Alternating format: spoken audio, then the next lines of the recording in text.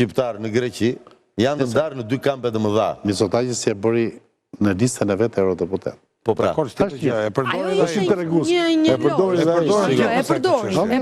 ishte moment politik i tij. Ore këta depo vdesin për çik përdorim se këtu. Sqarojmë pak njerëzit. Po thonë europarlamentar. Subjekti përdorshëm. Ja 12 muaj. Po mirë, dakord, mund ta sqarojmë pak të gjithë ta kuptojë dhe populli që na ndjek. Që se di. 12 euro muaj. Po më po në eurodeputeti. Dakord. Udhëtimet, fluturimet gratis në çdo vend, hotelet me 50%. Edhe turp të kesh lart. Shumë restorante, gjëra. Se unë isha me Syrizën, prandaj. Në përgjithësi shqiptarët, emigrantët shqiptarë në Greqi, ata që kanë marrë shtetësi greke votojnë Syrizën. Dhe lek 12.000 pastra. Mo tani do. Shumë taksa marrin gjithë. Shiko.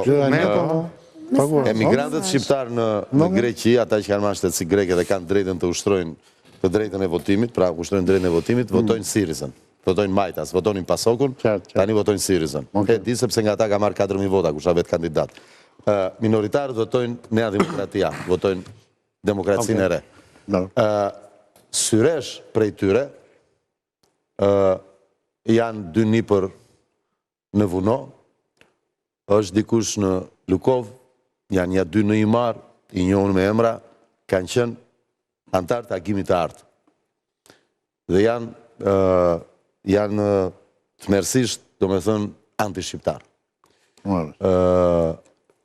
Kur në moment që shkrihet agimi artë, e doli jashtë ligjit, gjithë e djatha ekstreme, u futë sërisht në radhët e demokracisë së re, Partisë Demokratike. Ata janë.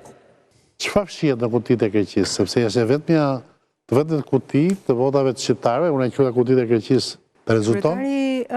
Komisionit zgjedhor, Eliran Celibashi, Befas një moment bëri një shkëputje dhe një tërheqje nga një deklaratë dhe një dokument që sapo kishte ardhur në Komisionin Qendror të Zgjedhjeve, duke shmangur kështu një përgjigje sepse votat e grekëve, shqiptarëve nga Greqia nuk po hapeshin.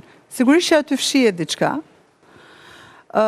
Mos harrojmë që përpara zgjedhjeve ne patëm një memorandum që kryetari Celibashi, prokurori i përgjithshëm, Olsian Çela, dhe kreu i SPAK-ut, Altin Dumani, nënshkruajtën në lidhje me gjithë procesin zgjedhor. Kështu që nëse ka diçka që nuk shkon nga ana procedurale, nga ana Komisionit Qendror të Zgjedhjeve që po vonon hapjen e kutive nga Greqia, sepse ka shumë kontestime